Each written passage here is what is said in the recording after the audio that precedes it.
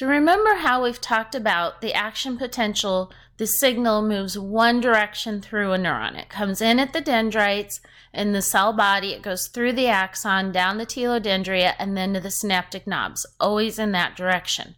Well, now we're going to look at how you keep it going in that direction. And the key to that is refractory period.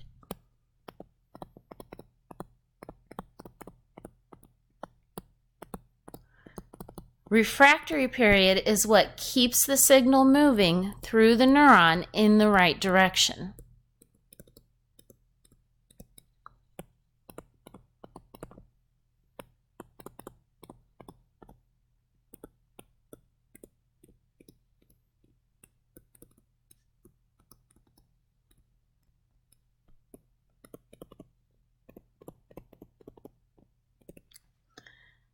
Right here, step 5, while you are hyperpolarized, is when the refractory period occurs.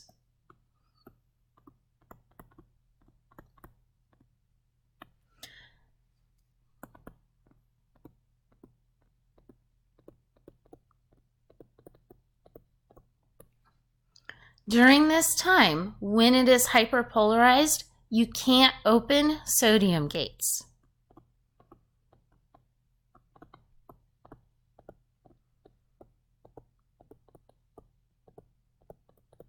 And so if you can't open sodium gates, you can't depolarize and have an action potential.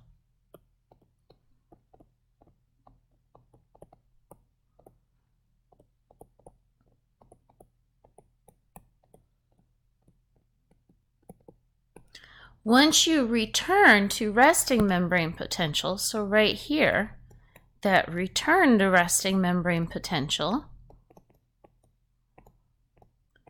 then you can open sodium gates and you are ready to have another action potential.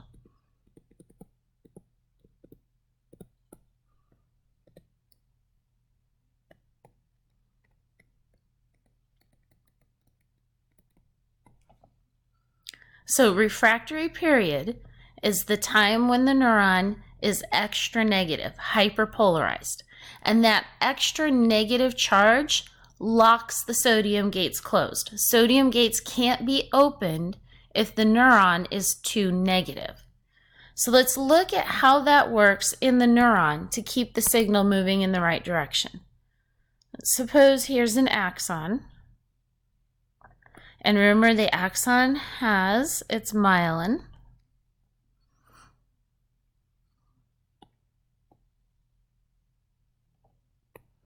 And we have action potentials in the nodes.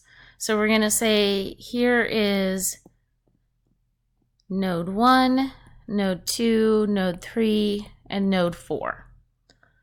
So node 1 has an action potential. So we're going to have an action potential here in node 1. So this means we have sodium in,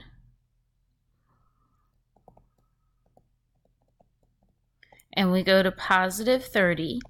Then the sodium diffuses through here,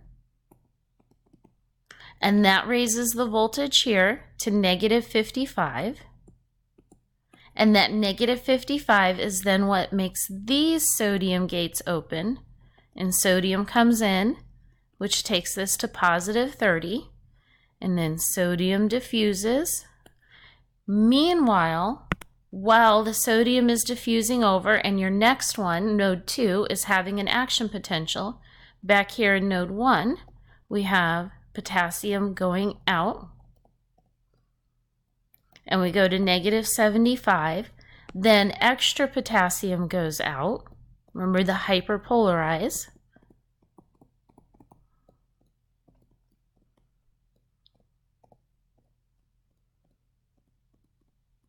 While we are hyperpolarized now, this is in refractory. And the sodium gates won't open. Okay, so while node 2 is at positive 30,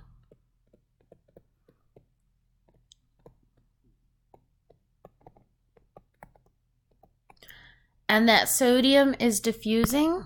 So sodium diffusion occurs in all directions.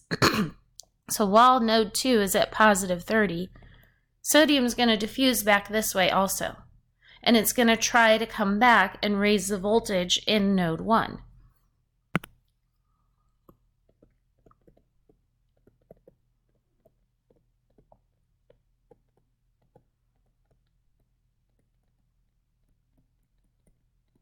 Think of a lamp.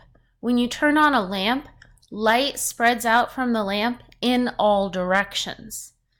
But only node 3 is going to have an action potential next.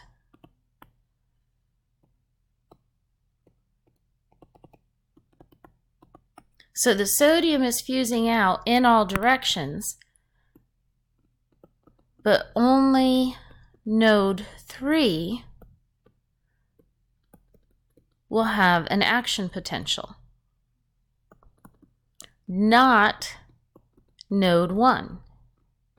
Node 1 will not have an action potential now because it is in refractory.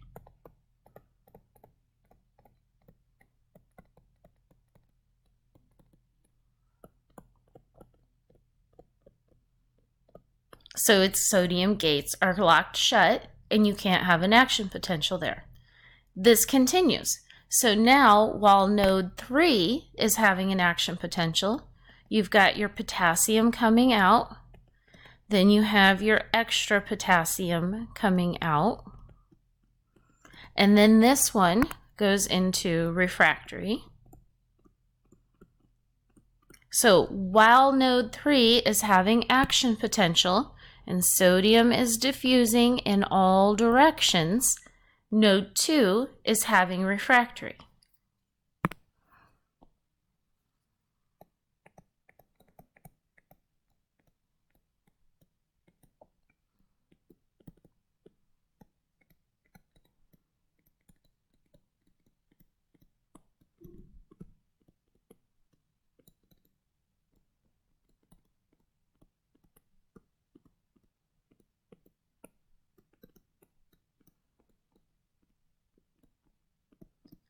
So this means that the action potential in node 3 can stimulate node 4 to have an action potential, but not node 2.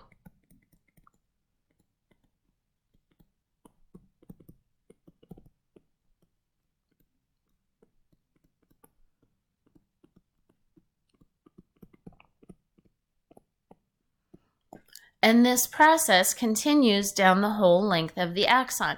And that's how you ensure that the action potential is moving in the right direction.